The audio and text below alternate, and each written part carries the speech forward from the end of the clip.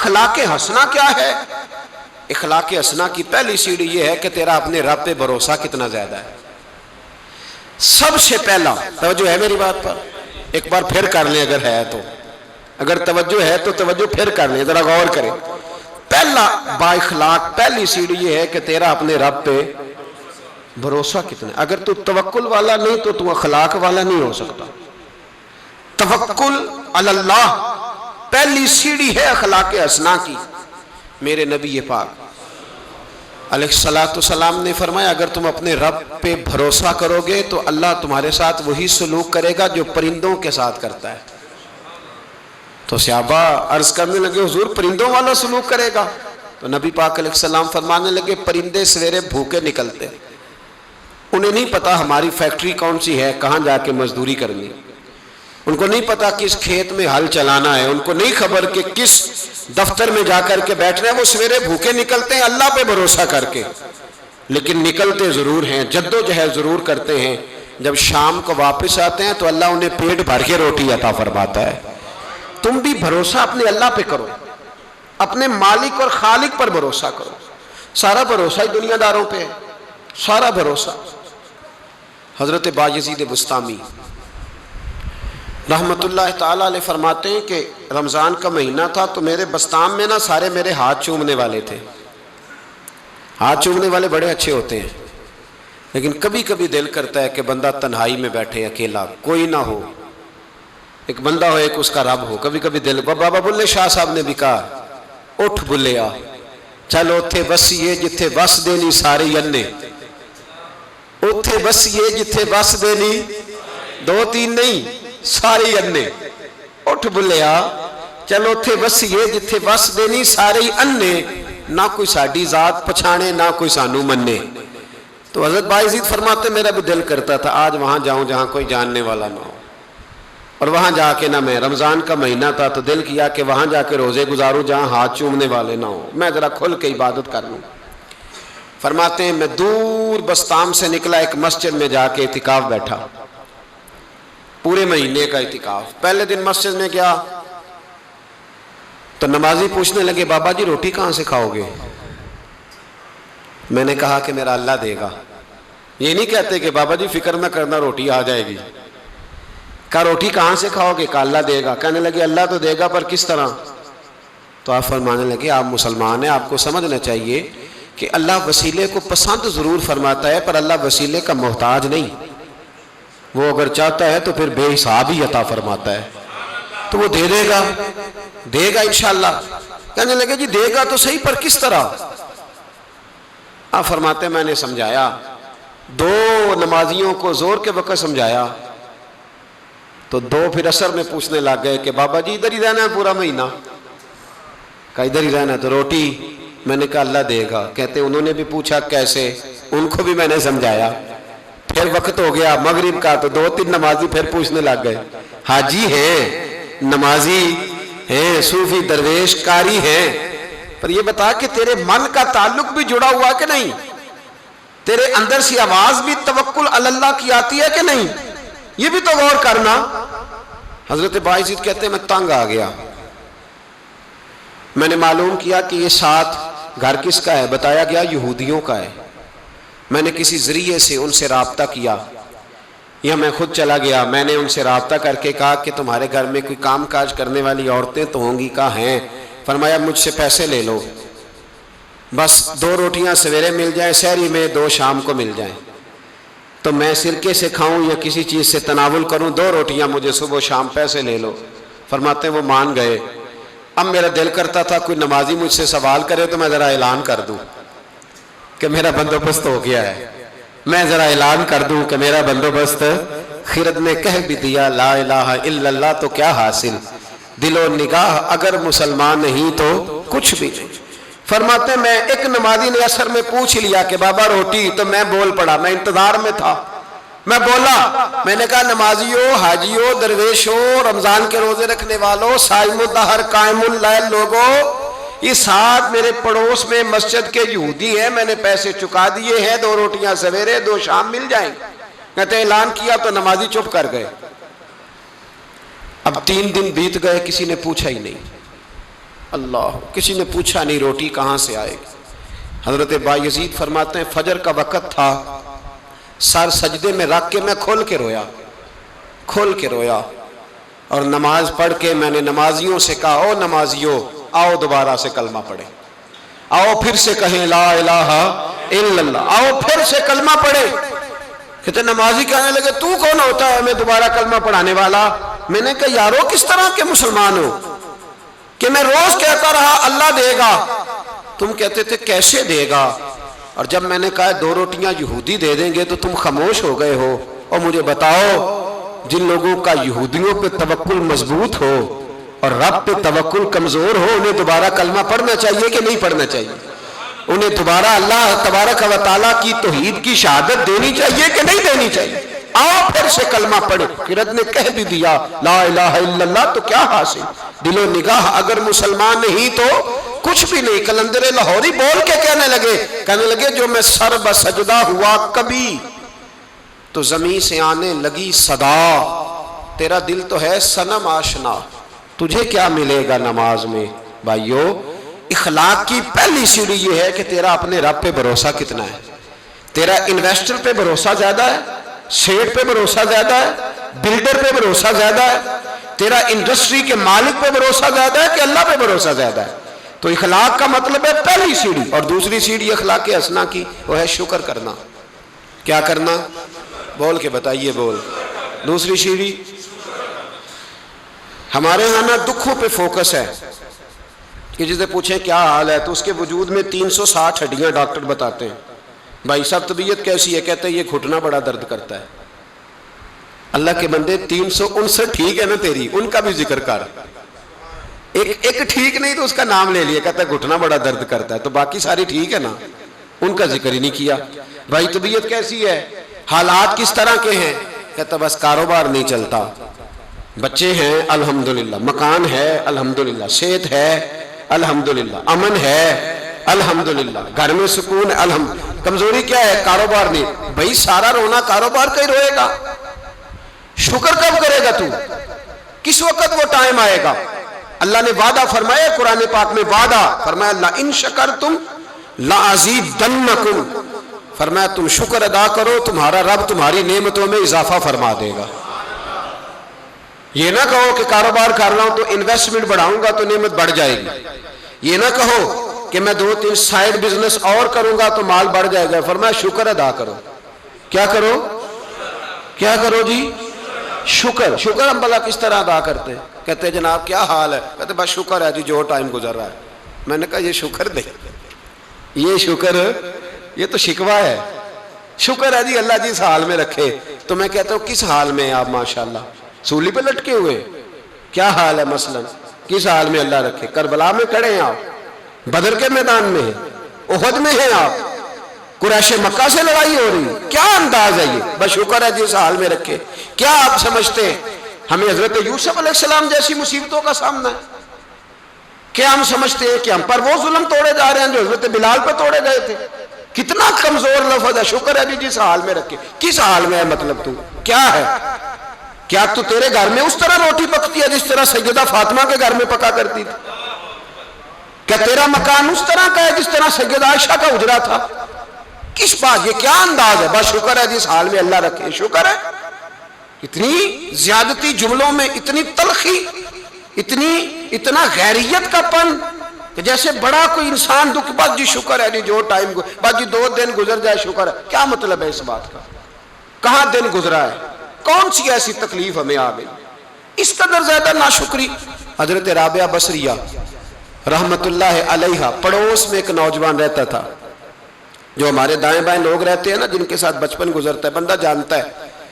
تو نوجوان ایک دن گھر سے باہر نکلا، اماں جی اسے بڑا پرانا جانتی تھی، باہر نکلا تو سر پہ اس نے سرخ رنگ کی پٹی باندھی۔ اماں جی کہنے لگے بیٹے خیریت ہے؟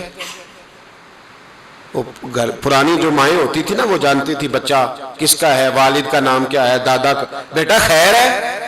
وہ کہا اماں جی سر میں درد ہو رہی تھی شدید، تو پٹی باندھ لی۔ تو اماں کہنے لگی بیٹے عمر کتنی ہو گئی؟ کہنے لگا 35-40 سال۔ کہا بیٹے 35-40 سال میں کبھی درد تو نہیں ہوا؟ کہا نہیں۔ تو اماں جی فرمانے لگے 40 سال اللہ نے صحت دی، تو نے شکر کی ایک پٹی بھی نہیں باندھی، اور آج درد ہوا ہے تو شکوے کی پٹی فوراً ہی باندھ لی ہے تاکہ سارے زمانے کو بتاتا بھی رہے کہ بڑی درد ہے بڑی درد ہے. 40 سال میں کوئی شکر کی پٹی بھی باندھنی تھی, پتہ چلتا کہ تجھے اللہ تعالیٰ کا شکر بھی تیرے پاس ہے. حضرت جناب عیسیٰ علی نبینا علیہ الصلوۃ والسلام گزر رہے تھے, ایک شخص زمین پہ لیٹا ہے, ذرا غور کرنا میری بات پر. اس شخص کی دونوں آنکھیں بھی کوئی نہیں, دونوں پیر بھی نہیں اور دونوں ہاتھ بھی نہیں. لوگ اس کے گرد کھڑے ہیں اور بندہ پتہ کیا کہہ رہا ہے, کہہ رہا ہے یا اللہ تیرا شکر ہے, یا اللہ تیرا شکر ہے مالک, الحمدللہ علی کل حال, اللہ تیرا شکر ہے شکر ہے. لوگ بڑے حیران دیکھ رہے تھے تو جناب عیسیٰ علیہ السلام نے پوچھا کس بات پہ حیران ہو؟ کہا حضرت جی حیران ہے کہ بندے کی آنکھیں بھی کوئی نہیں, دونوں ہاتھ کوئی نہیں, دونوں پیر کوئی. ذرا غور کرنا, جس کی ایک انگلی کٹی ہوتی ہے ساری توجہ اسی پہ رکھتا ہے. دونوں ہاتھ ہی نہیں, دونوں پیر ہی کوئی نہیں, آنکھوں سے نابینا ہے, یا اللہ شکر ہے. لوگ عرض کرنے لگے حضور اس بندے کے حال پر حیران ہے کہ آنکھیں بھی کوئی نہیں, ہاتھ بھی نہیں, پیر بھی, شکر شکر پکار رہا. جناب عیسیٰ قریب گئے اور اس کے کان کے ساتھ منہ لگا کے کہنے لگے کس بات پہ شکر کر رہے ہو؟ نہ ہاتھ ہے, نہ پیر ہے, نہ آنکھیں ہیں.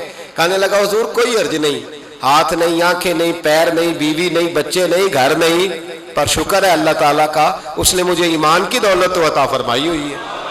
حضور میں صاحب ایمان ہوں. شکر کی بات نہیں کہ اتنے سارے کافروں میں کلمہ پڑھتا ہوں, اور حضور آپ پوچھ رہے ہیں شکر کس بات کا؟ ان لوگوں کو بتائیں کہ جس کے سرانے اللہ کے نبی جناب عیسیٰ علیہ السلام کھڑے ہو وہ شکر ادا نہ کرے. میں بڑا شکر نہیں کہ میں جناب عیسیٰ کا کلمہ پڑھتا ہوں, میں اللہ تبارک و تعالیٰ پہ ایمان رکھتا ہوں, یہ مقام شکر نہیں. تو بھائی شکر کا مقام ہے. اور دوسرا اخلاق ہے, تیسرا صبر کرنا. کیا کرنا؟ ہمارے ہاں صبر پتہ کیا ہے؟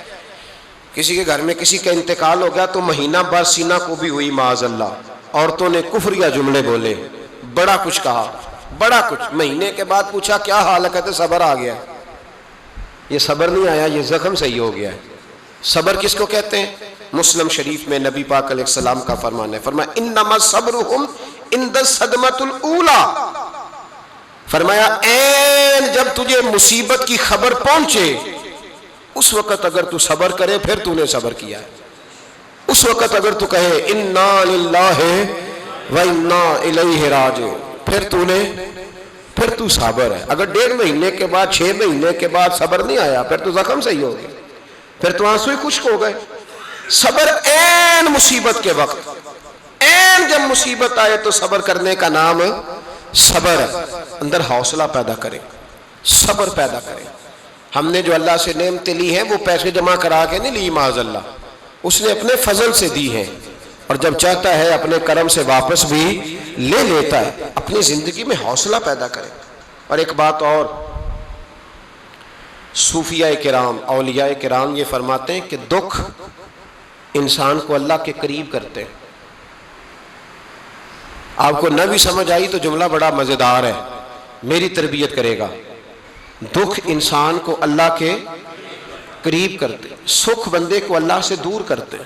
یاد رکھنا, جن کو دکھ کوئی نہیں نہ ہوتا وہ تو بیت اللہ کے غلاف کو پکڑ کے بھی نہیں روتے.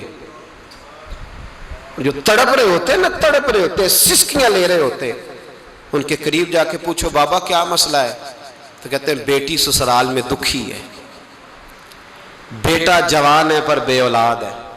دکھ ہے نا جن لوگوں کو, ان کے پاس درد ہے, ان کی آنکھوں میں آنسو ہے. لیکن جو سکھی ہیں ان کا ماحول, ان کے معاملات سخت ہو جاتے. حضرت ایوب علی نبینا علیہ الصلوۃ والسلام اللہ کے پیغمبر ہیں. اللہ نے بیٹے بھی دیے, کھیت بھی دیے, بہت زیادہ جانور بھی دیے, بڑی دولت, بڑا کچھ. رب آزماتا بھی ہے, اس کا نظام ہے. جتنا کہ اس کے قریب ہوتا ہے اتنا ہی زیادہ آزماتا ہے. فرشتے عرض کرنے لگے مولا جناب ایوب, اللہ کریم نے فرمایا یہ میرا دوست ہے, ایوب میرا نبی ہے, میرا پیغمبر ہے, میرا دوست ہے. تو فرشتے عرض کرنے لگے مولا جو اس کو اتنا نواز دے اس نے دوست تو بننا ہی ہوتا ہے.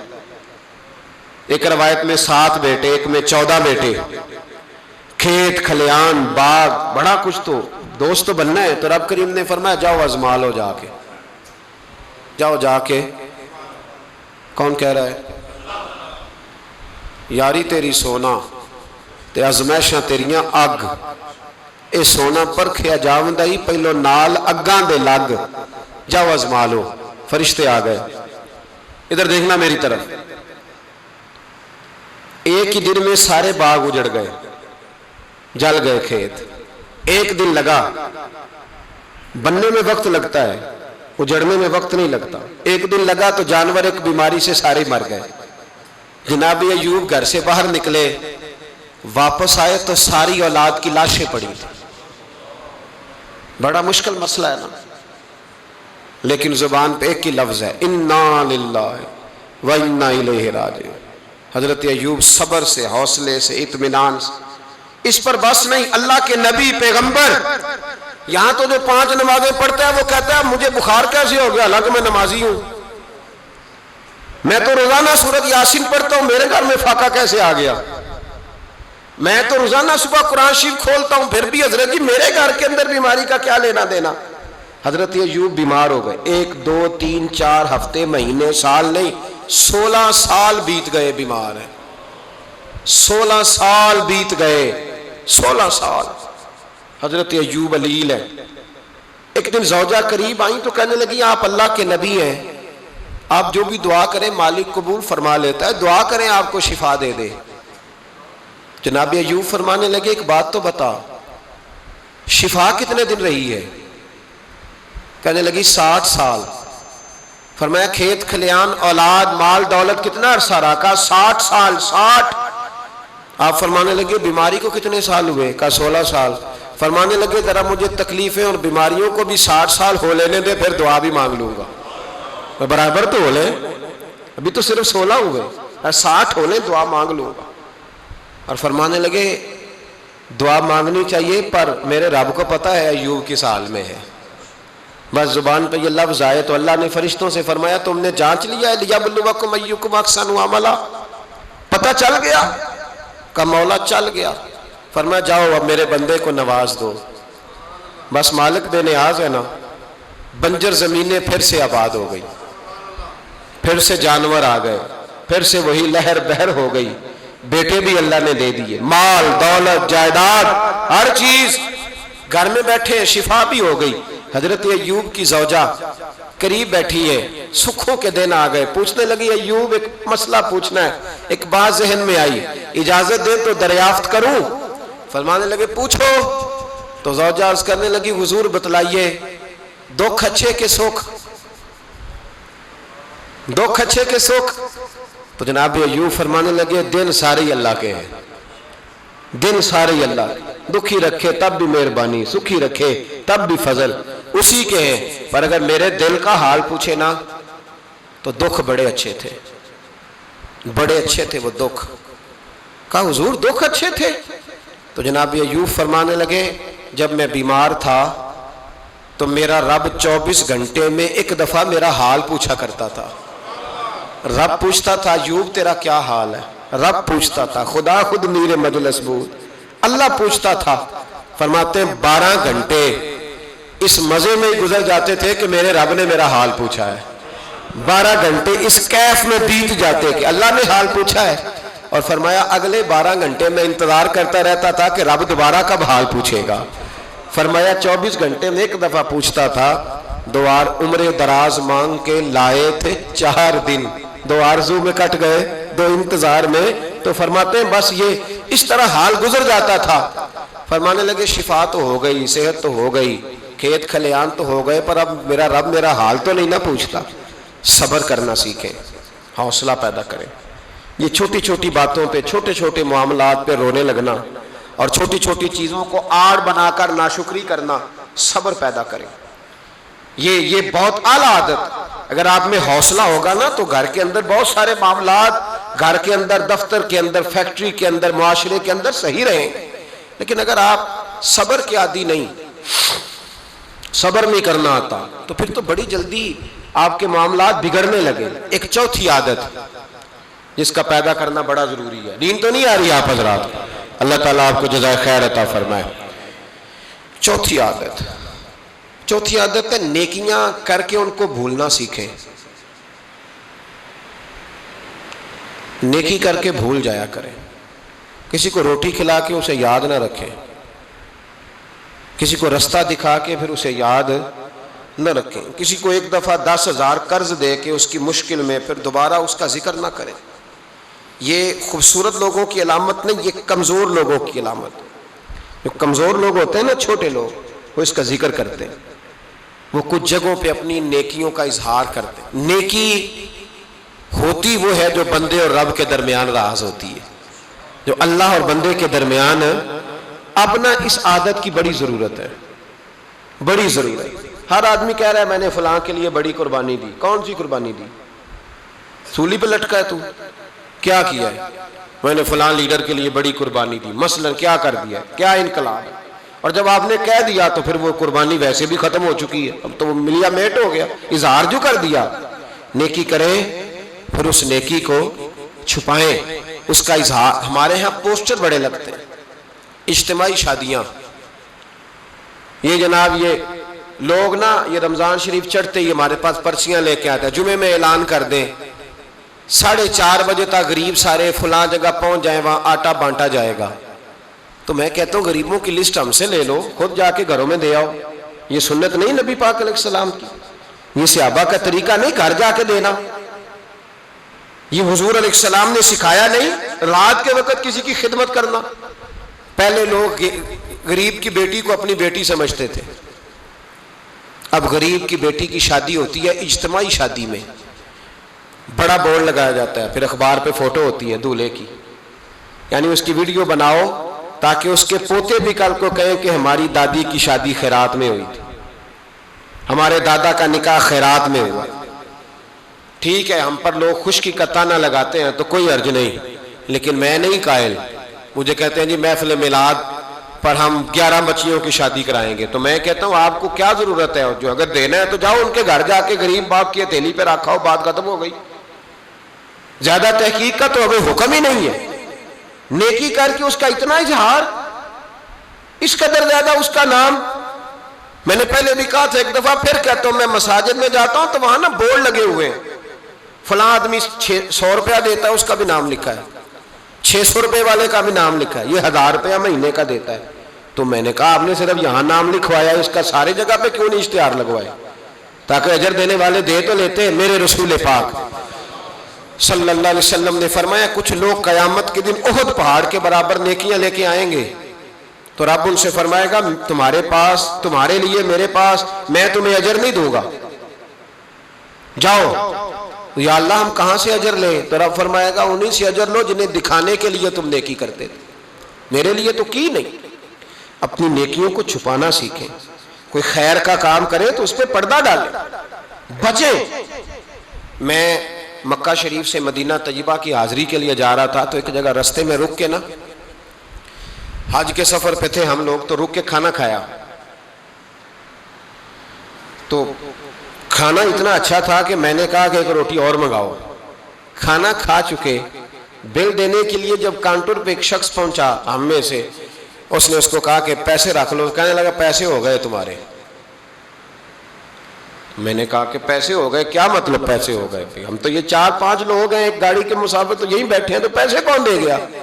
तो कहने लगे सुबह एक शख्स आता है और वो पैसे दे जाता है, कहता है ना सदका है ना खैरात है, ये एक तोहफा है, बस जो मेरे नबी के शहर जाता रास्ते में मुसाफिर ठहरे उसे मेरी तरफ से खाना खिला देना।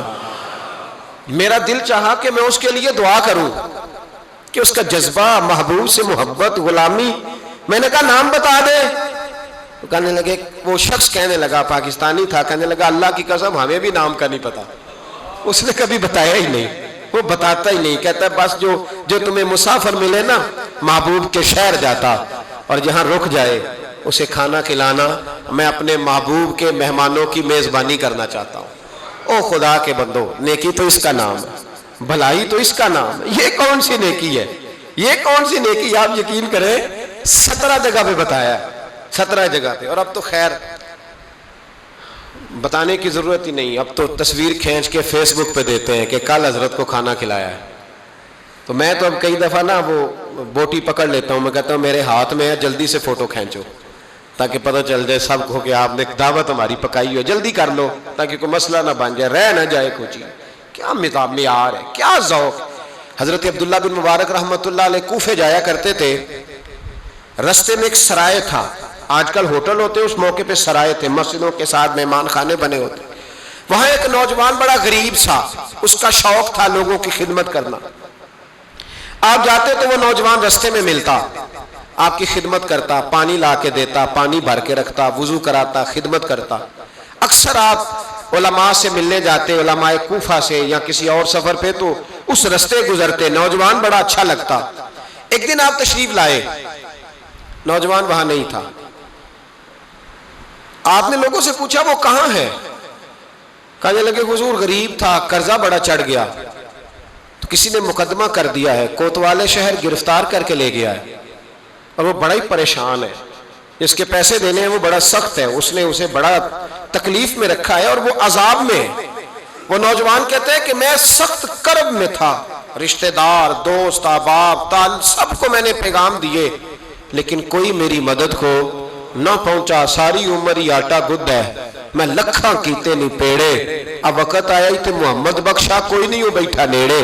فرماتے میں شدید تکلیف میں تھا, کوئی میرا پرسان حال نہ تھا. حضرت عبداللہ بن مبارک کو جب پتا چلا تو چپکے سے گئے, کوتوالے شہر کو کونے میں بلایا, فرمایا اگر میں اس کا قرضہ دے دوں تو آزاد کر دو گے؟ اور تم بھی جانتے ہو اور سارا کوفہ جانتا ہے کہ جان بوجھ کے نہیں دبائے, مجبور ہو گیا ہے, غریب ہے, مہلت مانگ رہا ہے, میں دے دوں تو آزاد. کہا حضور آپ دے دیں, کر دیں گے آزاد. کہتے پیسے دیے اور دے کے کہنے لگے ایک وعدہ کر, میری زندگی میں کسی کو بتائے گا تو نہیں کہ میں نے دیے؟ کوتوال کہنے لگا حضور زمانہ حیا کرتا ہے تو میں بھی کروں گا. نہیں, اب اس میں اختلافی چیزیں بھی اس واقعے میں بزرگوں نے لکھی ہیں. کہتے ہیں بتایا, کسی کو بتاؤ گے تو نہیں؟ کہا جناب نہیں بتاؤں گا. حضرت عبداللہ بن مبارک رحمت اللہ نے پیسے چکائے, خود سفر پہ چلے گئے, کوتوالے شہر نے آزاد کیا. کہا کس نے دیے؟ کہا کوئی نیک تھا جو دے گیا.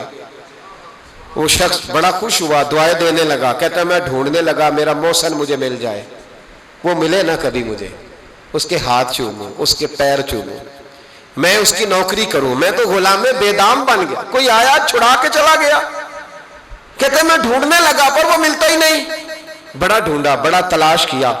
فرماتے ڈھونڈتے ڈھونڈتے تلاش کرتے کرتے عمر بیت گئی. جناب عبداللہ بن مبارک کئی دفعہ وہاں آئے تو وہ نوجوان کہتا میں نے بابے کو بڑی نصیحتیں کی, بڑی نصیحتیں کی. میں نے کہا حضور آپ بھی نیک ہیں, فلاں مفتی صاحب بھی بڑے نیک ہیں, پر نیک تو وہ تھا نا جو میرے پیسے دے گیا. میں انہی کو نصیحتیں کرتا رہتا, سمجھاتا رہتا. تو کہتے وہ مجھے کہتے دعا کر اللہ مجھے بھی ویسا بنا دے. کہتے میں نے کئی دفعہ انہی کے منہ پہ کہا کہ حضور کمال تو وہ تھا نا جو میری اس عالم میں مدد کر گیا. کہتے ہیں وہ رو پڑتے اور مجھے کہتے میرے لیے دعا کرنا.